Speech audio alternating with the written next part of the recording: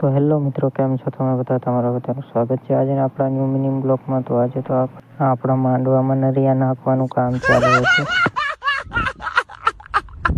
પછી તો મને નરિયા સાફ કરવા બેસાડી દીધો, પણ આને તો ડિસ્કો કરવાનું મન છે. પછી તો હું ગોપાલભાઈ બધા મળી ગયા નરિયા સાફ કરવા માટે, પણ નરિયાનો થપ્પો જોઈને જ આમ ચક્કર આવતા હતા. પછી તો નાહી ધોઈને કાલે થતી હતી 11 તો આપણે નીકળી ગયા પાણી અને તેડવા. અચ્છા ઠીક હે, સમજ ગયા. પણ અડધે પહોંચ્યા હતા તો હોરન વાગતું થઈ ગયું બંધ. પછી આપણે બની ગયા કારીગર. मतलब ये जो फिर वही बात आ जाएगी, जो गरीब हो ना आदमी, यो साला अपनी आदत से गरीब हो. પછી તો સરખું કરીને આપણે નીકળી ગયા રાજપરા તરફ. તો ફાઇનલી આપણે રાજપરા પહોંચી ગયા છીએ. ત્યાં તો ભાણાનો ફોન આવ્યો કે મામા 2 લીટર સોડાનો શીશો લેતા આવજો. अब तू गया बेटा, अब तू गया देख. એમાં અમારા વિડીયોમાં અમારો સીન ના આવે એવું બને. देखो ना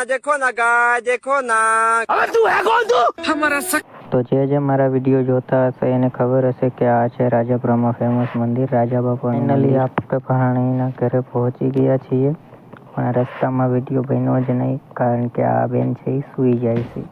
अच्छा ठीक है, समझ गया. ફાઇનલી આપણે ઘરે પહોંચી ગયા છીએ. आप कहाँ थे ज्ञानी बाबा? પણ હજી એક બેનને તેડવા જવાનું હતું બાકી. તો પછી શું, આપણે આપણો કાળો નાગ લઈને નીકળી ગયા પાછા તેડવા માટે. તો ફાઇનલી આપણે ચોટીલા પહોંચી ગયા છીએ. ગાડી એટલી અકાલીની કાંટો જ આખો ફેલ કરી નાખ્યો. તો જોઈ લ્યો, આ છે ચામુંડ માતાનો ડુંગર. ત્યાં આપણે દર્શન કરીને પછી જાશું તેડવા. તો ફાઇનલી આપણી એન્ટ્રી પીપરાળી ગામમાં થઈ ગઈ છે બેનના ઘરે. जय हिंद दोस्तों. તો આપણે આજે આવ્યા છીએ આને લેવા. જોઈ લો.